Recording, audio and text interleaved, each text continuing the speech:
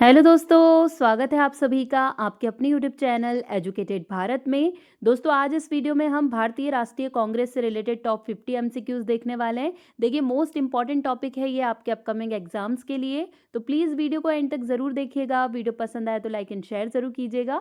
अगर आपने अभी तक चैनल को सब्सक्राइब नहीं किया है तो प्लीज़ चैनल को सब्सक्राइब करके बेल आइकन ज़रूर प्रेस कर लीजिए। चलिए स्टार्ट करते हैं। फर्स्ट क्वेश्चन देखिए, भारतीय राष्ट्रीय कांग्रेस की स्थापना किस वर्ष हुई थी? तो देखिए किस वर्ष हुई है इसकी स्थापना। तो करेक्ट ऑप्शन यहाँ पर ए हो जाएगा, 1885 में भारतीय राष्ट्रीय कांग्रेस की स्थापना हुई थी। देखिए 28 दिसंबर 1885 को बॉम्बे के गोकुलदास तेजपाल संस्कृत कॉलेज में भारतीय राष्ट्रीय कांग्रेस की स्थापना की गई थी, जिसमें 72 प्रतिनिधि शामिल हुए थे। निम्नलिखित में से कौन भारतीय राष्ट्रीय कांग्रेस के गठन के समय भारत का वायसराय था? देखिए ये क्वेश्चन बहुत पूछा जाता है कि उस टाइम पर कौन था वायसराय। तो करेक्ट ऑप्शन यहाँ पर सी हो जाएगा, लॉर्ड डफरिन उस समय पर वायसराय थे। देखिए लॉर्ड डफरिन भारतीय राष्ट्रीय कांग्रेस के गठन के समय भारत के वायसराय थे। लॉर्ड डफरिन 1884 में लॉर्ड रिपन के बाद भारत का वायसराय बनकर आया था। वह 1884 से 1888 तक भारत का वायसराय तथा गवर्नर जनरल रहे थे। भारतीय राष्ट्रीय कांग्रेस के संस्थापक कौन थे? तो देखिए कौन थे कांग्रेस के संस्थापक। करेक्ट ऑप्शन यहाँ पर सी हो जाएगा, एओ ह्यूम। ये भारतीय राष्ट्रीय कांग्रेस के संस्थापक थे। देखिए सेवानिवृत्त ब्रिटिश भारतीय सिविल सेवा के अधिकारी एलन ऑक्टेवियन ह्यूम ने शिक्षित भारतीयों के बीच नागरिक और राजनीतिक संवाद का मंच बनाने के लिए भारतीय राष्ट्रीय कांग्रेस की स्थापना की थी। वह कौन सा भारतीय नेता था जिसने बनारस के राजा शिव प्रसाद के साथ 1885 में भारतीय राष्ट्रीय कांग्रेस के संगठन का विरोध किया था? तो देखिए कौन थे वो। करेक्ट ऑप्शन सी हो जाएगा, सर सैयद अहमद खां, जिन्होंने भारतीय राष्ट्रीय कांग्रेस के गठन का विरोध किया था। भारतीय राष्ट्रीय कांग्रेस के प्रथम सत्र की अध्यक्षता किसने की थी? तो देखिए किसके द्वारा की गई थी। करेक्ट ऑप्शन सी हो जाएगा, डब्ल्यू सी बैनर्जी के द्वारा भारतीय राष्ट्रीय कांग्रेस के प्रथम सत्र की अध्यक्षता की गई थी। देखिए भारतीय राष्ट्रीय कांग्रेस की स्थापना दिसंबर 1885 में हुई। इसका पहला सम्मेलन बम्बई के गोकुलदास तेजपाल संस्कृत कॉलेज में हुआ था। इस सम्मेलन के अध्यक्ष व्योमेश चंद्र बैनर्जी थे। 1885 में कांग्रेस के पहले अधिवेशन में कितने प्रतिनिधियों ने भाग लिया था? तो देखिए कितने प्रतिनिधियों ने भाग लिया। तो करेक्ट ऑप्शन यहाँ पर डी हो जाएगा, 72, यानी कि 72 प्रतिनिधियों ने भाग लिया था 1885 में कांग्रेस के पहले अधिवेशन में। देखिए भारतीय राष्ट्रीय कांग्रेस की स्थापना तब हुई थी जब देश भर से 72 प्रतिनिधि 1885 में बॉम्बे में मिले थे। प्रमुख प्रतिनिधि में Dadabhai Naoroji, Surendranath Banerjee, Badruddin Tyabji, Pherozeshah Mehta, W C Banerjee, S Ramaswami Mudaliar, S Subramania Iyer और रोमेश चंद्र दत्त शामिल थे। दिसंबर 1886 में कलकत्ता में आयोजित भारतीय राष्ट्रीय कांग्रेस के दूसरे अधिवेशन का अध्यक्ष निम्नलिखित में से कौन था? तो देखिए कौन था दूसरे अधिवेशन का अध्यक्ष। तो यहाँ पर करेक्ट ऑप्शन सी हो जाएगा, दादा भाई नौरोजी, जिन्होंने कांग्रेस के दूसरे अधिवेशन की अध्यक्षता की थी। भारतीय राष्ट्रीय कांग्रेस का चुना गया प्रथम मुस्लिम अध्यक्ष कौन था? तो देखिए कौन था इनमें से। तो यहाँ पर करेक्ट ऑप्शन सी हो जाएगा, बदरुद्दीन तैयब जी। ये भारतीय राष्ट्रीय कांग्रेस के चुने गए प्रथम मुस्लिम अध्यक्ष थे। देखिए बदरुद्दीन तैयब जी भारतीय राष्ट्रीय कांग्रेस के तीसरे अध्यक्ष थे। वह एक प्रमुख वकील और बॉम्बे बार एसोसिएशन के सदस्य थे।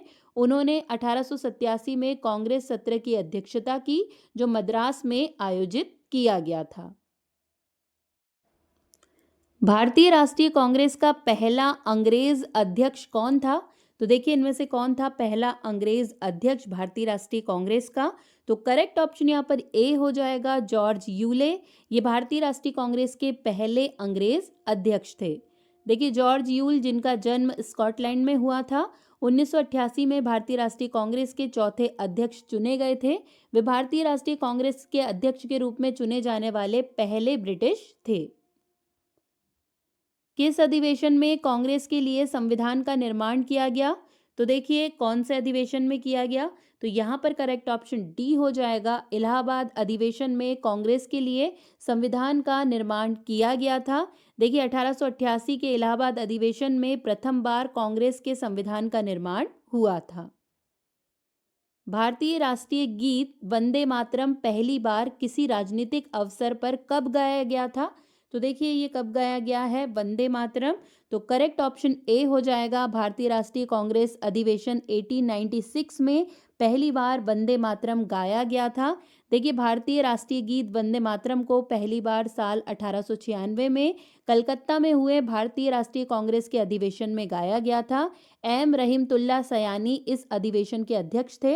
देखिए बहुत पूछा जाता है अध्यक्ष के बारे में कि जब वंदे मातरम गाया गया 1896 में तो कौन सा अधिवेशन था, तो कलकत्ता अधिवेशन, और कौन अध्यक्ष थे, तो एम रहीमतुल्ला सयानी। ये क्वेश्चन बार बार पूछा जाता है। दोस्तों अगर वीडियो पसंद आ रहा है तो प्लीज़ एक लाइक ज़रूर कीजिए, आपका लाइक बहुत ज़्यादा मोटिवेट करता है, और प्लीज़ इस वीडियो को 5 एजुकेशनल ग्रुप में ज़रूर से शेयर कर दीजिए। भारतीय राष्ट्रीय कांग्रेस के 19वें सत्र के अध्यक्ष कौन थे, तो देखिए करेक्ट ऑप्शन यहाँ पर सी हो जाएगा, लाल मोहन घोष। ये भारतीय राष्ट्रीय कांग्रेस के 19वें सत्र के अध्यक्ष थे। देखिए भारतीय राष्ट्रीय कांग्रेस के 19वें सत्र के अध्यक्ष लाल मोहन घोष थे। ये अधिवेशन 1903 में मद्रास में हुआ था। भारतीय राष्ट्रीय कांग्रेस ने औपचारिक रूप से 1905 के बनारस अधिवेशन में डैश की अध्यक्षता में स्वदेशी आह्वान किया था, तो देखिए किसकी अध्यक्षता में ये किया गया था, तो यहाँ पर करेक्ट ऑप्शन सी हो जाएगा। गोपाल कृष्ण गोखले की अध्यक्षता में स्वदेशी आंदोलन का आह्वान किया गया था। देखिए गोपाल कृष्ण गोखले की अध्यक्षता में आयोजित भारतीय राष्ट्रीय कांग्रेस का 1905 का अधिवेशन स्वदेशी संकल्प को अपनाने के लिए जाना जाता है। इस अधिवेशन में लाला लाजपत राय, बाल गंगाधर तिलक और मदन मोहन मालवीय सहित भारतीय स्वतंत्रता आंदोलन के प्रमुख नेताओं ने भाग लिया था। भारतीय राष्ट्रीय कांग्रेस के अंतिम लक्ष्य के रूप में स्वशासन और स्वराज यह घोषणा दादा भाई नौरोजी ने निम्नलिखित में से किस अधिवेशन में की थी, तो देखिए कौन से अधिवेशन में की थी, तो करेक्ट ऑप्शन यहाँ पर इसका सी हो जाएगा, कलकत्ता अधिवेशन में की थी। देखिए 1906 में कलकत्ता अधिवेशन में स्वराज की प्राप्ति का आह्वान किया गया। स्वदेशी का प्रस्ताव भी भारतीय राष्ट्रीय कांग्रेस के 1906 के कलकत्ता अधिवेशन में अपनाया गया था। 1906 में कांग्रेस के कलकत्ता अधिवेशन में दादा भाई नौरोजी ने स्वराज को राष्ट्रीय मांग के रूप में रखा था। निम्नलिखित में से किस अधिवेशन में कांग्रेस 2 गुटों में विभाजित हो गई, तो देखिए कौन से अधिवेशन में, तो करेक्ट ऑप्शन बी हो जाएगा। 1907 के सूरत अधिवेशन में कांग्रेस 2 गुटों में विभाजित हो गई थी। देखिए सन 1907 में भारतीय राष्ट्रीय कांग्रेस का अधिवेशन सूरत में हुआ, जिसमें कांग्रेस गरम दल और नरम दल नामक 2 दलों में बंट गई थी। सूरत सत्र की अध्यक्षता डॉक्टर रास बिहारी घोष ने की थी। भारत का राष्ट्रगान जन गण मन पहली बार भारतीय राष्ट्रीय कांग्रेस के डैश अधिवेशन में गाया गया था। देखिए ये भी बहुत पूछा जाने वाला क्वेश्चन है, कौन से अधिवेशन में ये गाया गया था, तो करेक्ट ऑप्शन यहाँ पर बी हो जाएगा, कलकत्ता अधिवेशन में ये गाया गया था। देखिए नोबेल पुरस्कार विजेता रविन्द्रनाथ टैगोर द्वारा रचित जन गण मन पहली बार 27 दिसंबर 1911 को भारतीय राष्ट्रीय कांग्रेस के कलकत्ता अधिवेशन में गाया गया था। प्रतिनिधि सरकार के लिए गठबंधन में काम करने के लिए कांग्रेस और मुस्लिम लीग द्वारा डैश में लखनऊ समझौता पर हस्ताक्षर किए गए थे, तो देखिए किस वर्ष में किए गए, तो करेक्ट ऑप्शन यहाँ पर डी हो जाएगा। 1916 में लखनऊ समझौते पर हस्ताक्षर किए गए थे। देखिए लखनऊ समझौता 29 दिसंबर 1916 को लखनऊ अधिवेशन में भारतीय राष्ट्रीय कांग्रेस द्वारा और 31 दिसंबर 1916 को अखिल भारतीय मुस्लिम लीग द्वारा पारित किया गया था। इस समझौते में भारत सरकार के ढांचे, हिंदू तथा मुसलमान समुदाय के बीच संबंधों के बारे में प्रावधान था। मोहम्मद अली जिन्ना और बाल गंगाधर तिलक इस समझौते के प्रमुख निर्माता थे। सितंबर 1923 में कांग्रेस के विशेष अधिवेशन की अध्यक्षता किसने की, तो देखिए किसने की थी 1923 के विशेष अधिवेशन की अध्यक्षता, तो करेक्ट ऑप्शन यहाँ पर सी हो जाएगा, मौलाना अबुल कलाम आज़ाद के द्वारा इस अधिवेशन की अध्यक्षता की गई थी। देखिए सितंबर 1923 में मौलाना अब्दुल कलाम आज़ाद की अध्यक्षता में दिल्ली में कांग्रेस का विशेष अधिवेशन बुलाया गया था, जो 35 वर्ष की आयु में कांग्रेस के अध्यक्ष के रूप में चुने गए सबसे युवा व्यक्ति थे। तो आपको अबुल कलाम आज़ाद का नाम याद रखना है। 1924 में कांग्रेस के बेलगाम सम्मेलन के दौरान कांग्रेस के अध्यक्ष कौन थे? तो देखिए यहाँ पर करेक्ट ऑप्शन सी हो जाएगा, एम के गांधी, मतलब महात्मा गांधी। बेलगाम सम्मेलन जो 1924 में हुआ था उसके अध्यक्ष थे। देखिए गांधी जी की अध्यक्षता में कांग्रेस का एकमात्र अधिवेशन बेलगाम में हुआ था। सरोजनी नायडू डैश में भारतीय राष्ट्रीय कांग्रेस की पहली भारतीय महिला अध्यक्ष चुनी गई। तो देखिए करेक्ट ऑप्शन यहाँ पर बी हो जाएगा, कानपुर में ये भारतीय राष्ट्रीय कांग्रेस की पहली महिला अध्यक्ष चुनी गई थी। देखिए सरोजनी नायडू 1925 में भारतीय राष्ट्रीय कांग्रेस पार्टी की अध्यक्ष चुनी गई। वह इस पद को संभालने वाली पहली भारतीय महिला थी। डैश में अपने मद्रास अधिवेशन में भारतीय राष्ट्रीय कांग्रेस ने भारत के संविधान का मसौदा तैयार करने के लिए एक सर्वदलीय बैठक आयोजित की। तो देखिए किस वर्ष में की थी? तो यहाँ पर करेक्ट ऑप्शन सी हो जाएगा, 1927 में मद्रास अधिवेशन में भारतीय राष्ट्रीय कांग्रेस ने भारत के संविधान का मसौदा तैयार करने के लिए एक सर्वदलीय बैठक आयोजित की थी। देखिए 1927 में भारतीय राष्ट्रीय कांग्रेस ने अपना अधिवेशन तमिलनाडु के मद्रास जिले यानी वर्तमान चेन्नई में आयोजित किया था। मुस्लिम लीग के अध्यक्ष डॉक्टर मुख्तार अहमद अंसारी ने इस 42वें वार्षिक अधिवेशन की अध्यक्षता की थी। इसमें साइमन कमीशन के बहिष्कार का प्रस्ताव पारित किया गया था। मोतीलाल नेहरू एवं 8 अन्य कांग्रेस नेताओं ने भारत के संविधान का प्रारूप किस वर्ष तैयार किया था? तो देखिए किस वर्ष किया था इन्होंने? तो करेक्ट ऑप्शन यहाँ पर बी हो जाएगा, 1928 में प्रारूप बना के तैयार किया था इन्होंने।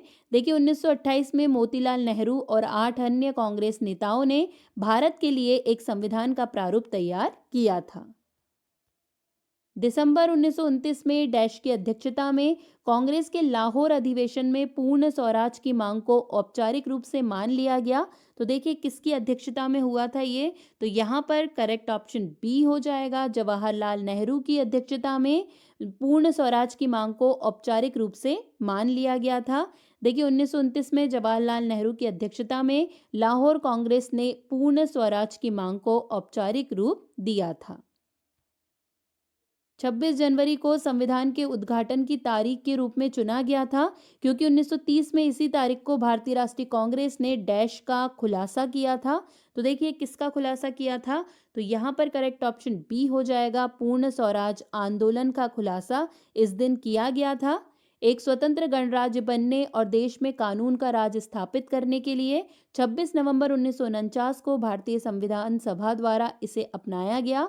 इसे 26 जनवरी 1950 को लागू किया गया। इसे लागू करने के लिए 26 जनवरी की तिथि को इसलिए चुना गया था क्योंकि 1930 में इसी दिन भारतीय राष्ट्रीय कांग्रेस ने भारत को पूर्ण स्वराज घोषित किया था। 1931 में भारतीय राष्ट्रीय कांग्रेस द्वारा कौन सा ध्वज अपनाया गया था? तो देखिए कौन सा ध्वज उस समय पर अपनाया गया था? तो करेक्ट ऑप्शन यहाँ पर ए हो जाएगा, खादी द्वारा निर्मित चरखा चिन्ह वाला तिरंगा ध्वज। ये अपनाया गया था 1931 में भारतीय राष्ट्रीय कांग्रेस के द्वारा। देखिए 1931 की बैठक में स्वराज ध्वज कांग्रेस का आधिकारिक ध्वज बन गया था।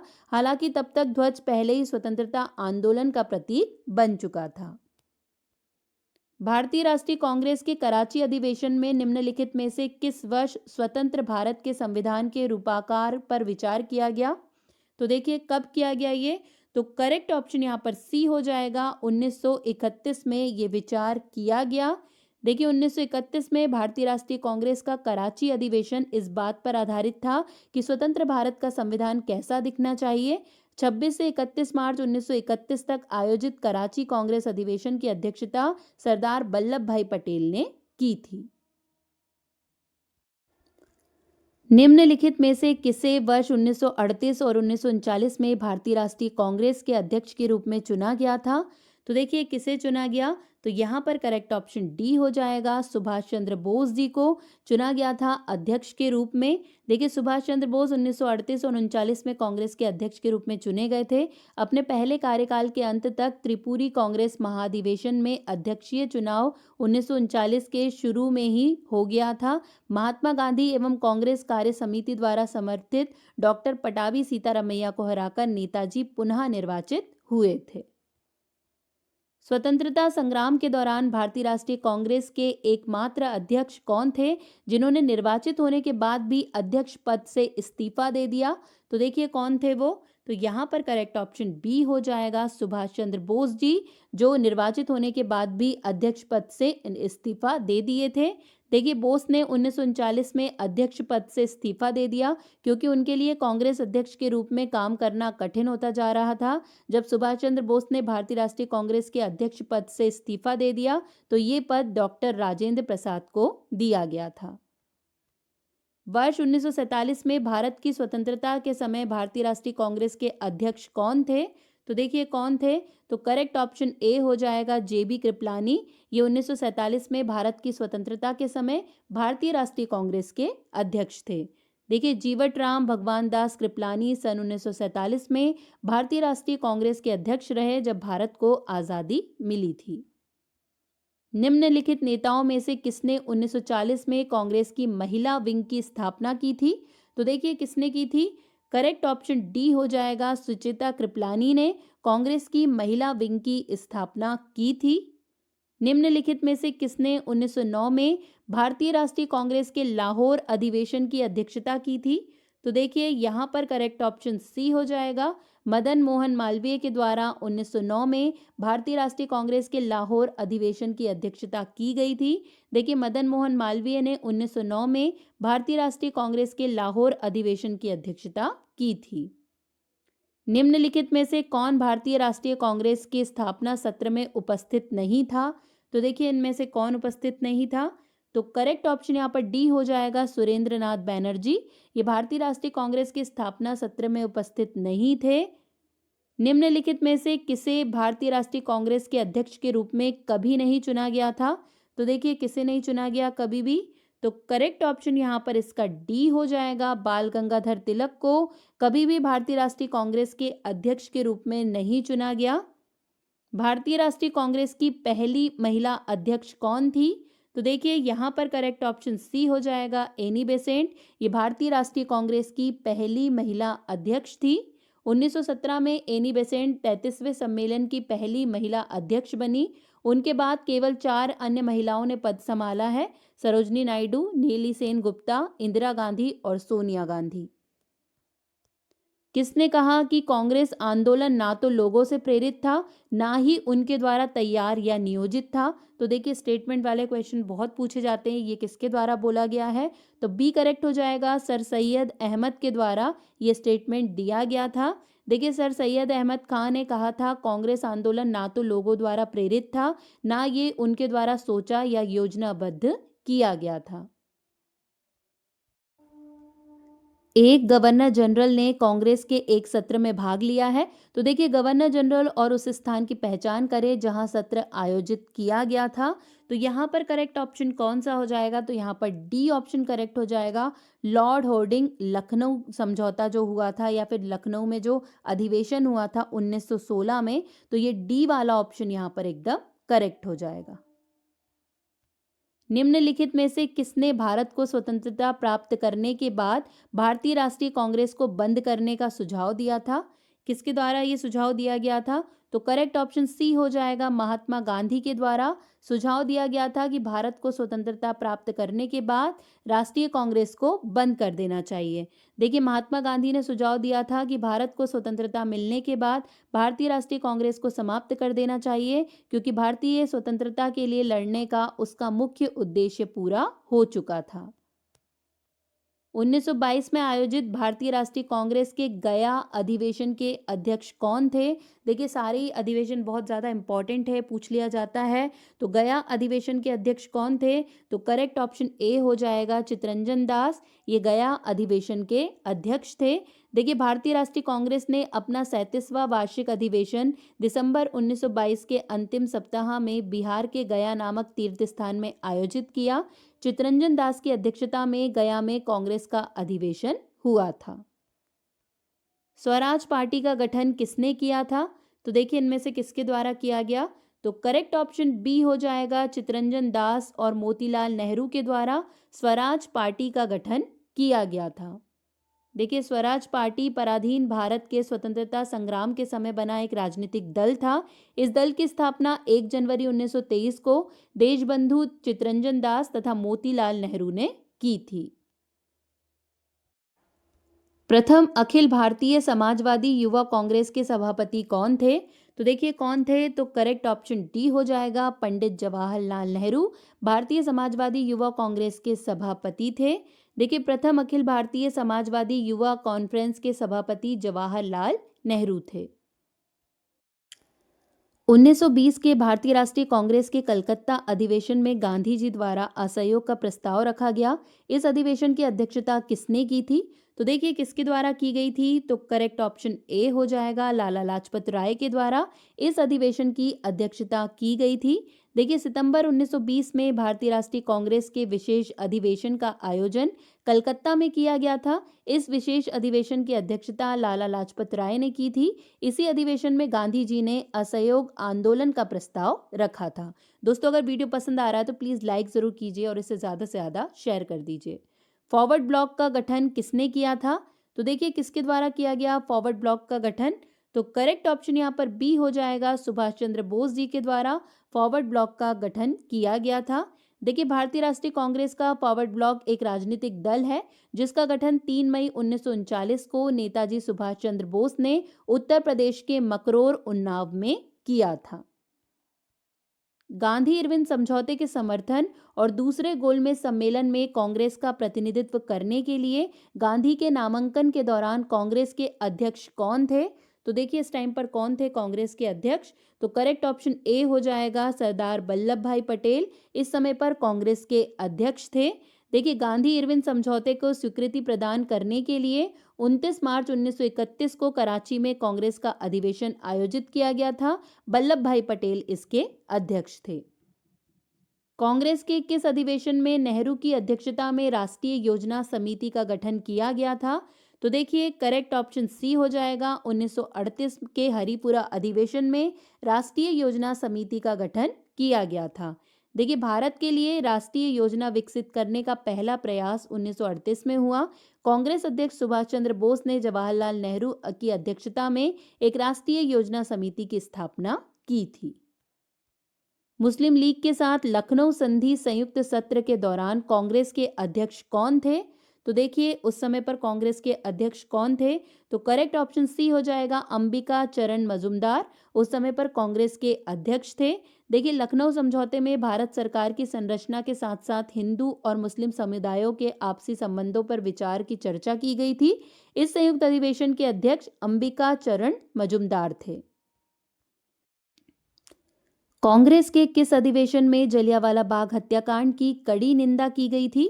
तो देखिए किस अधिवेशन में? तो ए करेक्ट हो जाएगा, 1919 के अमृतसर अधिवेशन में जलियांवाला बाग हत्याकांड की कड़ी निंदा की गई थी।